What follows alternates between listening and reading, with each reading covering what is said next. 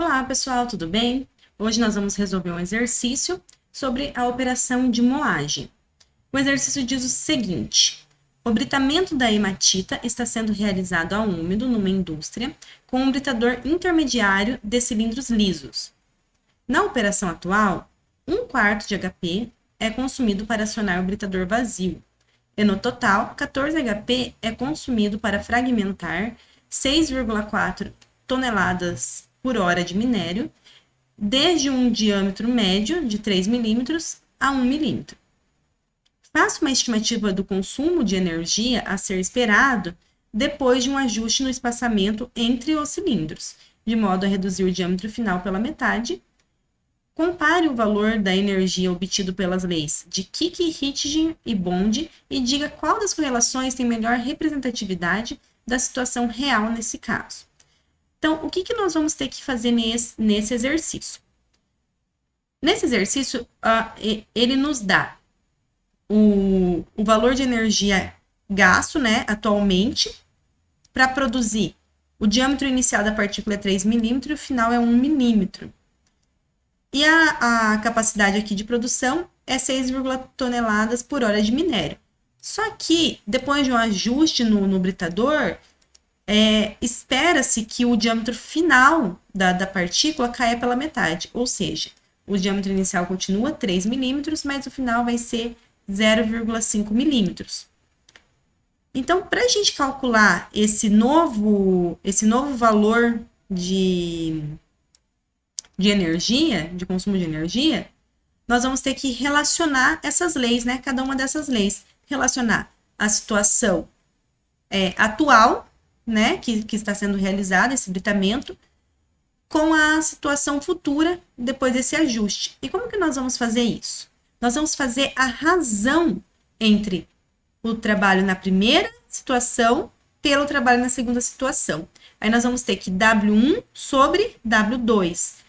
E os valores dos diâmetros, né? Diâmetro 2 e diâmetro 1, na primeira situação o exercício nos dá D1 igual a 3 milímetros e D2 igual a 1 milímetro.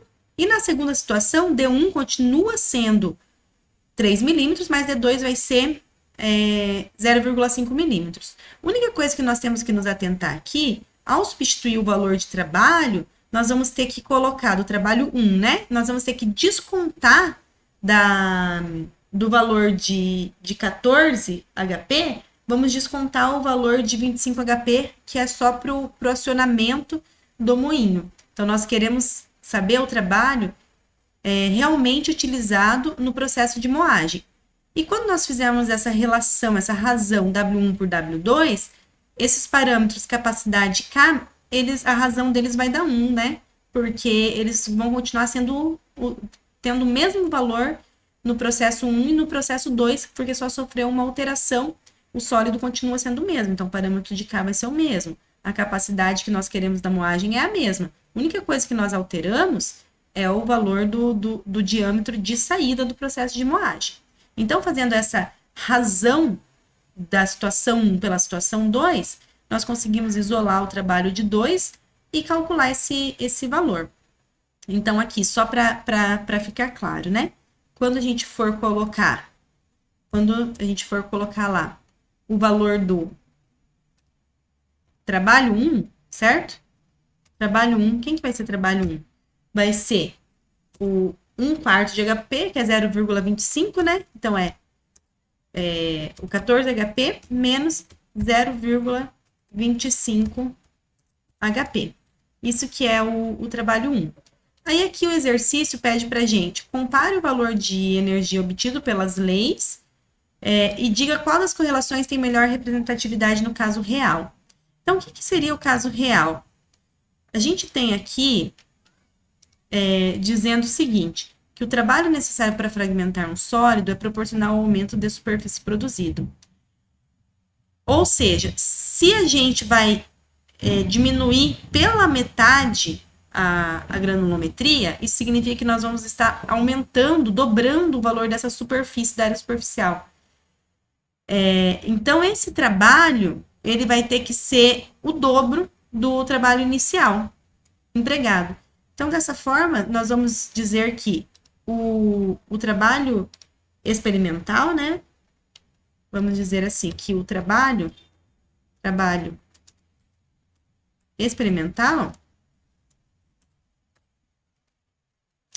ele vai ser igual a 2 vezes o trabalho 1, certo? Então, o trabalho experimental, ele vai ser igual a 2 vezes isso daqui. Por quê? Se eu reduzir, né, na metade o tamanho do diâmetro, então eu vou ter que aumentar o dobro, vou ter que dobrar o trabalho disponível para fazer essa operação. Então, quando a gente calcular tudo isso daí, nós vamos observar que a lei de Bond ofereceu um valor de 27,2 HP, quando a gente muda da situação 1 para a situação 2. E o trabalho experimental calculado dessa forma aqui, nós chegamos a um valor de 27,5. Então, nós observamos que o trabalho calculado pela lei de Bond é o que mais se aproxima do valor experimental real. Ok? Então, pessoal, espero que tenha ficado claro como que se resolve esse exercício. Muito obrigada pela atenção de vocês e até mais. Tchau, tchau.